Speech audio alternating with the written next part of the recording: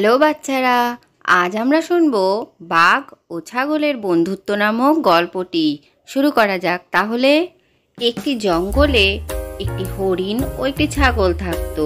তাদের একটি করে ছানাও ছিল।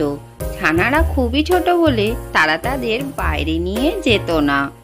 তাই তাদের মধ্যে কেউই ছানাদের একলা ছেড়ে যেত না। একজন খাবার খেতে গেলে অন্যজন সেখানে পাহারা দিত। কিন্তু একদিন ছাগল হরিণকে বলল, বন্ধু, তুমি বাচ্চাগুলোকে পাহারা দাও, আমি একটু ঘাস খেয়ে আসি। ঠিক আছে, তুমি যাও, তাড়াতাড়ি এসো।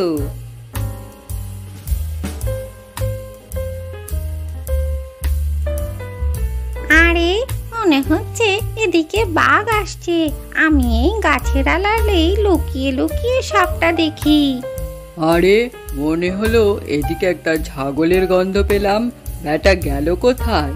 যাই, অন্য জঙ্গলের দিকে যাই, যদি কোনো খাবার পাই সেখানে। কিন্তু ওই জঙ্গলে তো একটা ডাইনোসর ঘুরে বেড়াচ্ছে। আমি আমার চোখের সামনে কোনো জলজ্যান্ত প্রাণীকে কি করে মরে যেতে দেখতে পারি না। আমাকে বাঘের কাছে যেতেই হবে, ওকে সাবধান করতেই হবে। তারপরে ছাগল ভয়ে ভয়ে বাঘের কাছে আসে আর বলে, বাঘ দাদা, তুমি ওই জঙ্গলে যেও না। ওই জঙ্গলে একটা ডাইনোসর ঘুরে বেড়াচ্ছে। তুমি গেলে তোমার প্রাণ সংশয় হতে পারে। তুই একটা ছাগল হয়ে এই কথাটা আমাকে বলতে চলে এলি? তুই একটুও ভয় পেলি না তো? যাক, তোকে অনেক ধন্যবাদ আমার প্রাণ বাঁচানোর জন্য। তোর এই কৃতজ্ঞতা আমি চিরকাল মনে রাখবো। যখনই কোনো বিপদে পড়বি আমি তোকে সাহায্য করব। ধন্যবাদ বাঘ দাদা, এখন আমি চলি।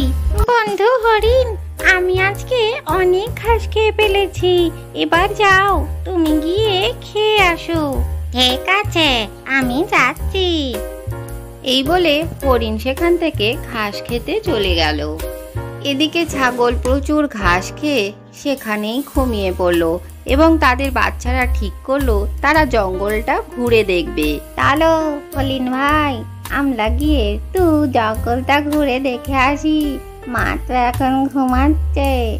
হ্যাঁ হ্যাঁ, চলো চলো, আমিও যাবো তোমার সাথে। এই বলে তারা দুজনা আস্তে আস্তে সেখান থেকে চলে যায়।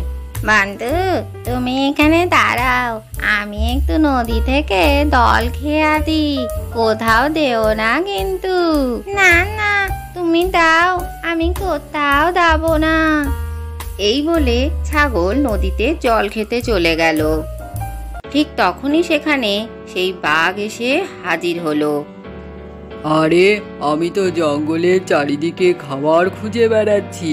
এ তো খাবার আমার একদম সামনেই রয়েছে, একেবারে কচি হরিণ। এ তো খেয়ে আমার দারুণ মন ভরবে। এরপরে বাঘ হরিণটিকে মুখে নিয়ে সামনের দিকে চলে যেতে থাকে। এই ব্যাপারটা ছোট্ট ছাগলটি পুরোটি দেখে এবং সে ভয় পেয়ে সেখান থেকে দৌড়ে পালিয়ে তার মায়ের কাছে পৌঁছে যায়। একে ছাগল ছানা, তুমি একা যে? আমার বাচ্চাটা কোথায় গেল?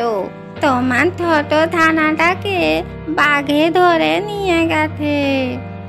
ছাগল, তুই এই কাজটা একেবারেই ঠিক করলি না। তুই তোর ছোট ছানাটাকে দিয়ে আমার ছানাটাকে মেরে ফেললি। তোকে একদিন এর ফল ভুগতেই হবে। বিশ্বাস করো হরিণ বোন, আমি এসব কথা কিছুই জানতাম না। হরিণ এবার মনে মনে ফোন দিয়ে আঁটতে থাকে কিভাবে ছাগলের ছানাটাকে পাপকে দিয়ে খাইয়ে দেওয়া যায়। তার মাথায় একটি বুদ্ধি আসে। দেখো ছাগল ছানা, আমার সেদিন ওরম ব্যবহার করা একেবারেই উচিত হয়নি। আসলে আমার ছোট ছানাটা মারা গেছে, তো তাই আমার মাথাটা ঠিক ছিল না। তুমি কি আমাকে আমার ছানাটা যেখানে মারা গেছে সেখানে নিয়ে যেতে পারো? হ্যাঁ হ্যাঁ, চলো না, চলো, তোমায় নিয়ে ডাকতি। আন্টি, তোমার ছানাটাকে ওই দিকেই বাঘটা নিয়ে গেছে, আমি দেখেছি।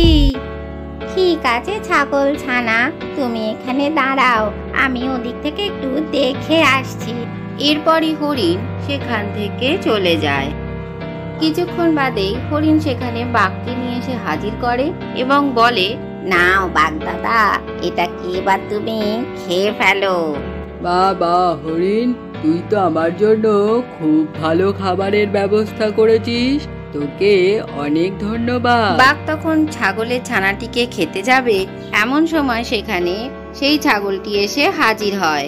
আরে ছাগল, তুই তুই এখানে কি করছিস? বাঘ দাদা, ও তো আমারই ছানা, তুমি যাকে খেতে যাচ্ছ। ও, এটা তোর ছানা?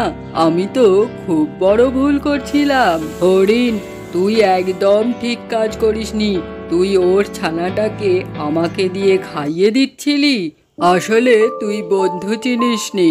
তোর ছানা সেদিন এই গাছের নিচে দাঁড়িয়েছিল, আমি তো জানতাম না ওটা তোর ছানা, আর তুই হলি এই ছাগলের বন্ধু।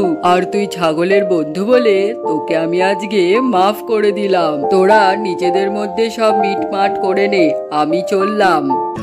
আজকের গল্পটি থেকে কি শিখলে বাচ্চারা? উপকারী বন্ধুর উপকার কখনোই ভুলতে নেই।